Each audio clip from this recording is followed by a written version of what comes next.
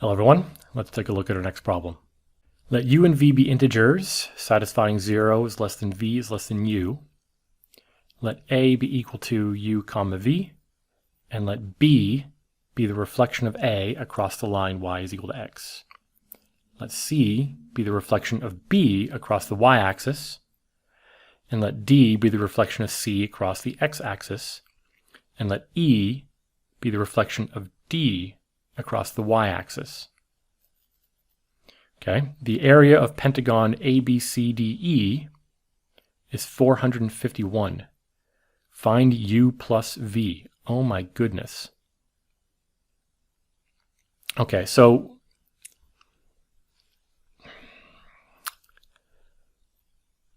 I don't know exactly where to start, but let me reiterate what's going on in the question here. We're given this point uv, where u is greater than v. So this lies below the diagonal, and they're integers. First thing we do is we reflect across the diagonal. Then we reflect across the y-axis. Then we reflect across the x-axis. Then reflect across the y-axis. And we're given the area of that pentagon. So what we can do is we could fairly easily write down the coordinates of all 5 of these points. And because things are integers, things are going to lie on grids. A lot of the reflections are done, all of the reflections are done along lines that lie on 90 degrees or 45 degrees. So in fact, I think this pentagon, we should be able to write it the area of the pentagon can be written easily as sums of areas of squares, maybe rectangles and triangles. So maybe that's the way to go. I'm going to draw a picture of what's going on here first. So there's uv. That's the point A. The point B we get by reflecting across the line y is equal to x. So this is just going to interchange the coordinates here. So that's the point B there, which is v comma u.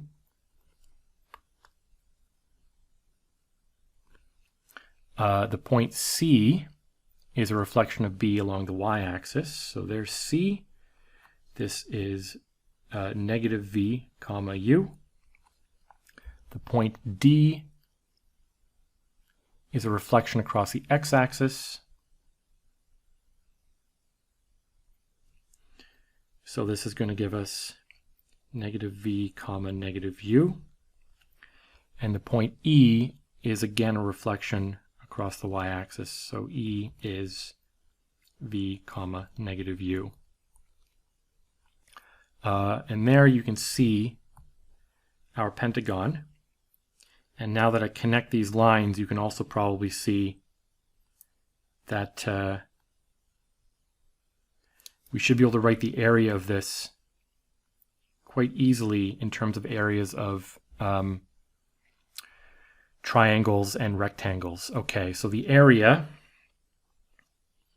I'll use lowercase a to represent area because the uppercase A is already reserved for one of the points. So we have this entire rectangle here. That should be easy to compute. The area of that is going to be 2v times 2u.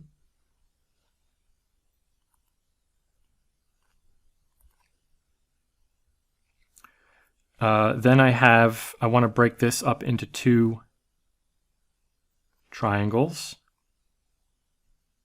In fact, why don't I do it like this? The remaining area is going to be the area of this entire rectangle divided by 2. So the area of that blue rectangle is going to be what?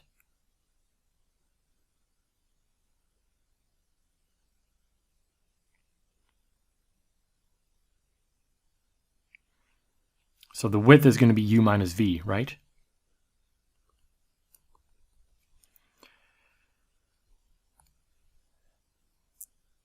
That distance there is u minus v, and then the height is 2u. but then we have to divide by 2 because we only want the triangle. So this is equal to 451. So what do we have here? Maybe we can simplify what's inside, what's on the left-hand side.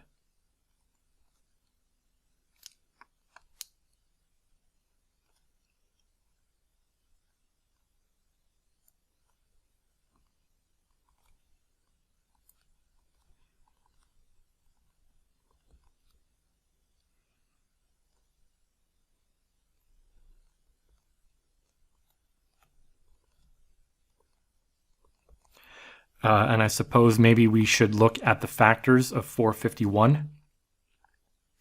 And, you know, obviously u and 3v plus u are going to be factors of 451. So 451, I note, is, oh, it's not divisible by 3. This is divisible by 7.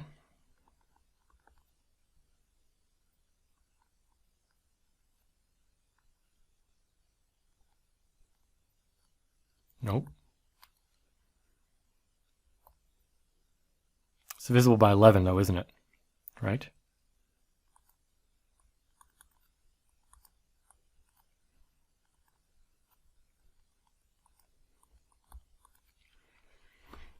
So 11 and 41, those are both prime, so that's good. So looks like we have u is equal to 11 and 3v plus u is equal to 41. Okay, so there's the values of u and v. So then the question is asking for u plus v, which is equal to 21. Pretty confident in this one. It really helped to sketch the diagram here. As I was imagining the diagram and the sequence of points by the transformations, I started to realize that everything was being done at 90 degree or 45 degree angles, and so I kind of realized that the area of this would actually be easier to compute than an arbitrary pentagon in the plane. Drawing the diagram makes that even more obvious. So unless I've made some silly arithmetic mistake, I think this is the right answer. But if I have any other additional thoughts, or if I find any mistakes I've made, I'll put them in the description. Thanks for watching.